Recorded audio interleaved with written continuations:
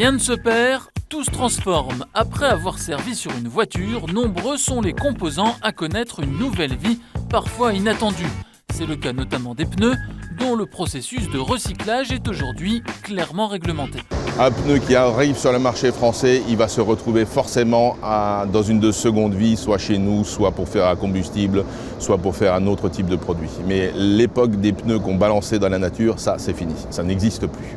Richard Lett est le directeur de cette usine spécialisée. La mission de ses équipes, valoriser des tonnes de pneus usés pour devenir entre autres de petits trous de poubelle.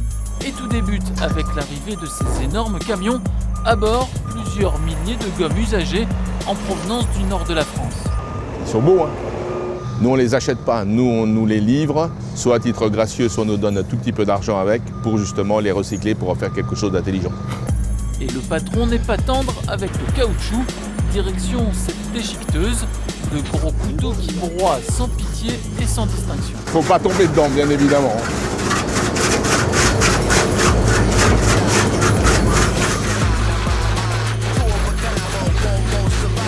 Voilà, on a déchiqueté le pneu et voilà dans quel état il se retrouve, c'est-à-dire ce qu'on appelle nous des chips de pneus. Et maintenant, tout le but du jeu va consister à ressortir les composants de ce pneu, c'est-à-dire l'acier que vous voyez là, le textile que vous voyez là, entre les couches de caoutchouc et d'acier, et bien évidemment le caoutchouc qui nous intéresse au premier chef. Après un passage dans ces grosses turbines, voilà ce qui reste de votre pneu usé, la fameuse poudre de caoutchouc, cette précieuse matière première qui intéresse notre industriel. Voilà, ça c'est notre or noir, c'est notre caoutchouc, et là on va faire notre bandage en caoutchouc plein. C'est alors que commence la grande cuisine du recyclage, casserole, moule en fonte et immense four à haute température. La gomme raffinée cuit pendant plusieurs minutes et de nouvelles roues naissent, plus petites et destinées à d'autres usages très variés. Les domaines d'application sont extrêmement vastes. C'est évidemment la roue de poubelle, mais ça peut être le nettoyeur haute pression, ça peut être la béquille de caravane. Ça, c'est une partie de votre pneu que vous avez laissé chez votre garagiste. Il se retrouve ici, c'est sa deuxième vie. Et lorsque lui il sera fatigué, on en fera une troisième vie pour en faire de la poudre de caoutchouc, pour faire des sols sportifs, tout type de produits en caoutchouc. En effet, on ne le soupçonne pas, mais nos pneus usés se retrouvent en partie sur les gazons synthétiques, les aires de jeux pour enfants ou, plus spectaculaires, ils deviennent des pistes d'athlétisme. Chaque année, ce sont ainsi 300 000 tonnes de pneumatiques qui retrouvent une seconde vie. Mais d'autres éléments de nos voitures peuvent avoir une double application. Virginie a par exemple créé une ligne d'accessoires de mode à partir des rebuts de tissus automobiles. Notre matière de base, vous la voyez là.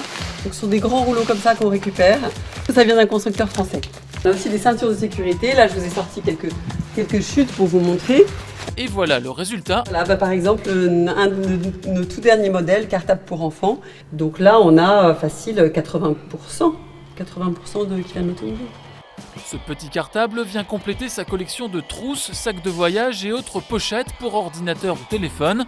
Il ne s'agit pas de recyclage pur, mais plutôt d'une utilisation originale pour ces matériaux industriels destinés à la destruction. Un tissu automobile a fait l'objet de beaucoup d'études techniques et donc est déperlant, anti-allergène la plupart du temps, solide, fait pour durer de multiples années.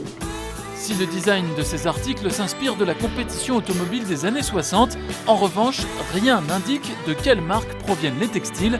Question de propriété intellectuelle. On aurait aimé pouvoir communiquer sur ces noms et a priori c'est interdit, donc voilà. Donc pour l'instant on ne sait pas de quelle voiture vient le sac. Non, alors celui-ci je vous ai parlé de la 205 GTI parce que c'est un amateur, un collectionneur une fois qui m'a dit « Ah mais ça c'est le tissu de la 205 GTI, je le reconnais ».